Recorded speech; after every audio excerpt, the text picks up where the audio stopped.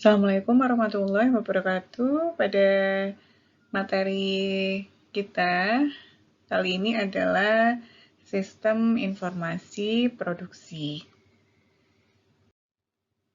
Sistem informasi produksi merupakan suatu sistem informasi yang bermanfaat untuk mengumpulkan dan memelihara data dalam proses pembuatan produk, mulai dari bahan baku sampai dengan produk jadi. Kemudian pembagian sistem produksi. Yang pertama adalah sistem informasi produksi. Terdapat subsistem pengendalian persediaan meliputi bahan baku menjadi produk jadi ataupun produk setengah jadi. Kemudian yang kedua adalah subsistem harga pokok produksi, subsistem biaya produksi, dan subsistem departemenisasi, serta subsistem pendistribusian biaya. Kemudian, klasifikasi yang kedua adalah sistem informasi manajemen produksi, terdiri dari subsistem perencanaan produksi, subsistem koordinasi biaya produksi, kemudian subsistem pengendalian produksi, dan subsistem distribusi produksi. Ini adalah model sistem informasi produksi. Bagian yang pertama adalah input, terdiri dari data internal dan data eksternal, kemudian proses berupa atau dalam bentuk database, kemudian outputnya ini adalah persediaan terkait biaya, kemudian produksi dan kualitas, kemudian baru menjadi produk jadi yang siap digunakan oleh konsumen akhir. Penjelasan berikutnya adalah bahasan tentang sistem informasi manufaktur. Apa perbedaannya dengan produksi?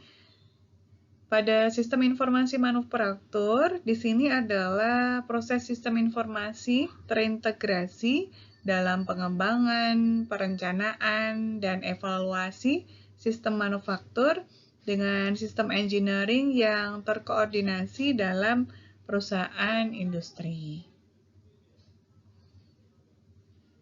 Kalau di sini manufaktur ini secara terintegrasi tidak fokus pada proses produksi saja, tapi juga evaluasinya. Kemudian, kegiatan manufaktur ini untuk memenuhi kebutuhan pemasaran dengan tanggung jawab memproses suatu produk. Kemudian, untuk penerapan sistem informasi manufaktur melalui metode CBIS atau Computer Based Information System, ada dua cara. Yang pertama adalah komputer sebagai bagian dari sistem fisik, yaitu CAE, Computer Aided Engineering, merupakan alat yang melibatkan penggunaan komputer untuk membantu rancangan produk yang akan dimanufakturkan. Jadi kita menggunakan komputer dalam proses perancangan produk. Kemudian CAM, Computer Aided Manufacturing. Kita menggunakan komputer dalam proses produksi. Contohnya di sini adalah mesin produksi khusus yang dikendalikan oleh komputer sehingga sesuai dengan spesifikasi yang diharapkan.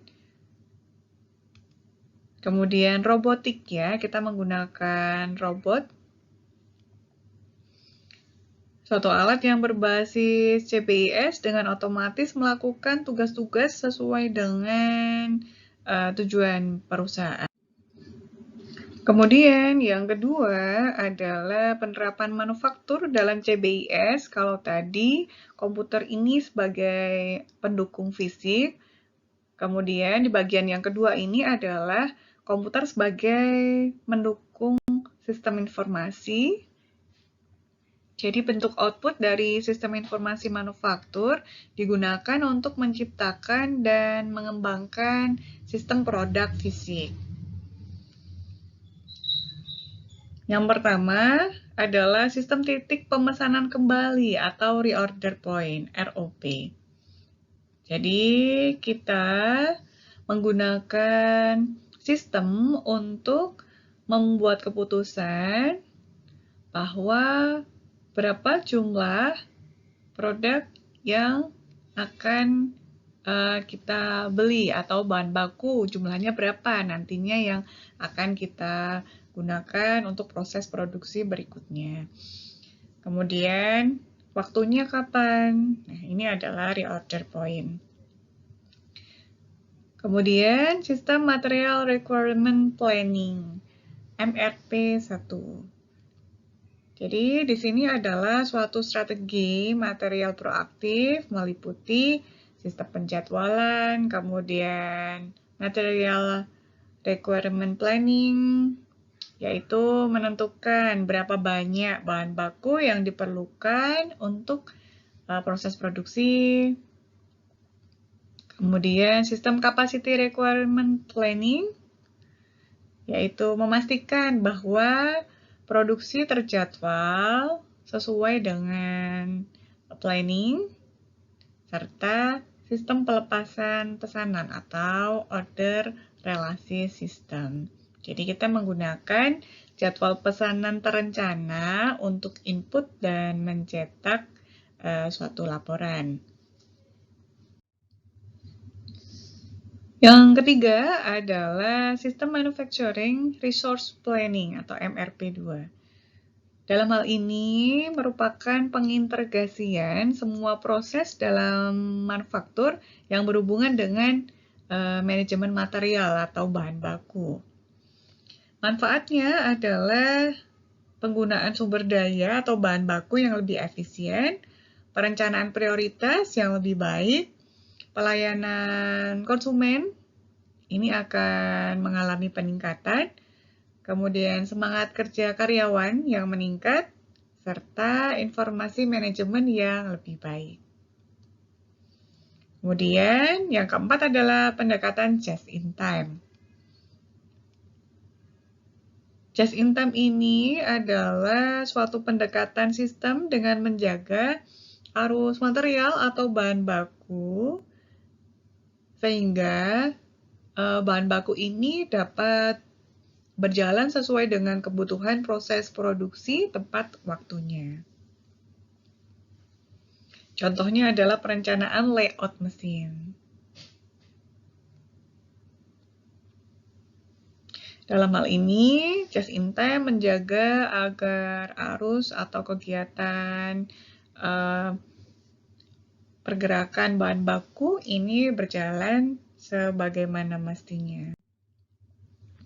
Modelnya adalah seperti ini untuk model sistem informasi manufaktur. Sumber internal ini diperoleh dari sistem informasi akuntansi dan subsistem industrial engineering. Kemudian sumber eksternal. Yang ketiga ini adalah subsistem intelijen manufaktur. Diolah menjadi database, kemudian outputnya adalah subsistem produksi, subsistem pengendalian, subsistem kualitas, subsistem biaya, kemudian baru dimanfaatkan oleh pemakai atau pengguna akhir. Nah, di sini bagaimana manajer menggunakan sistem informasi manufaktur yang sudah dihasilkan? Yang pertama adalah untuk menciptakan sistem produksi fisik.